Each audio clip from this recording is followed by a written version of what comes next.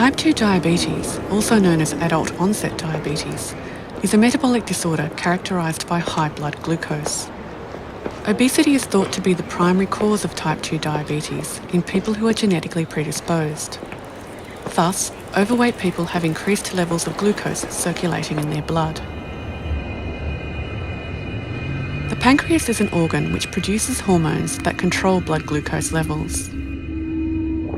The hormones that control blood glucose are produced by clusters of cells in the pancreas called islets. Here glucose is shown arriving at the islets via the bloodstream. The glucose is taken up by cells in the islet called beta cells. The beta cells respond by producing the hormone insulin, which lowers blood glucose.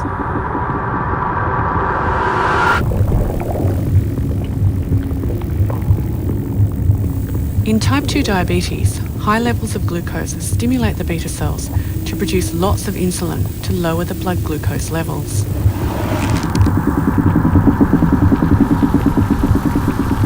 The insulin is taken up by the blood vessels for transport to muscle, liver, and fat, where it allows those tissues to absorb glucose.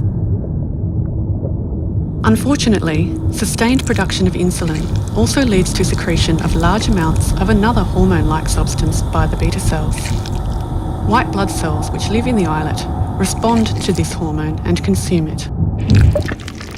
We are now inside an islet white blood cell at a magnification of 250,000 times. The hormone, in combination with high glucose, causes production of free radicals inside the white cell.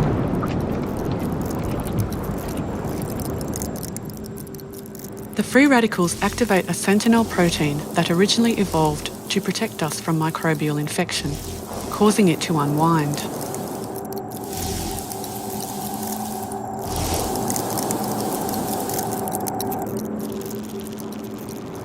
The newly active sentinel proteins then aggregate with 6 other proteins to form a ring.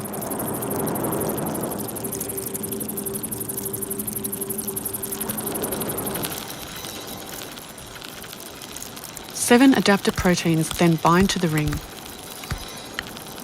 The adaptor proteins work to capture specialised inactive proteins from the surrounding cell fluid, bringing 2 halves together to form the active whole, which is then released.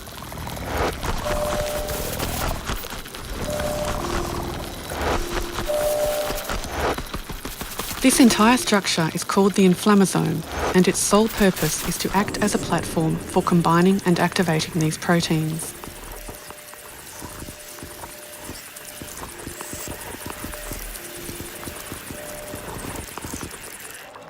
The newly active proteins then convert yet another small signalling protein, splitting it into its active form.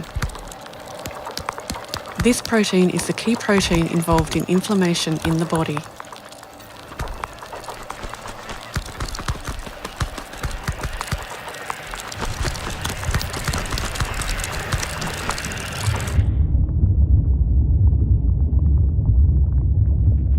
The inflammatory protein is then secreted from the white blood cells into the islet.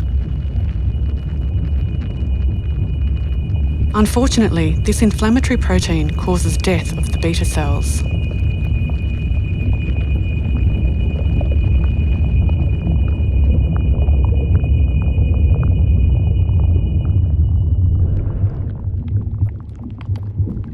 Over time, beta cell death causes the islets to shrink, accelerating disease progression.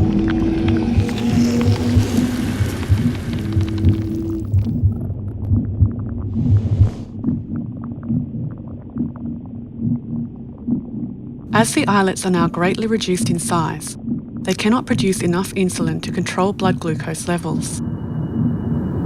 Over time, high blood glucose causes damage to many different tissues throughout the body.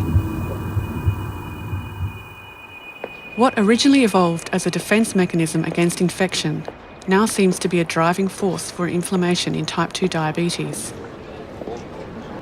Chronic diseases associated with inflammation are the most common diseases of ageing in the Western world and represent our greatest health threats in the 21st century.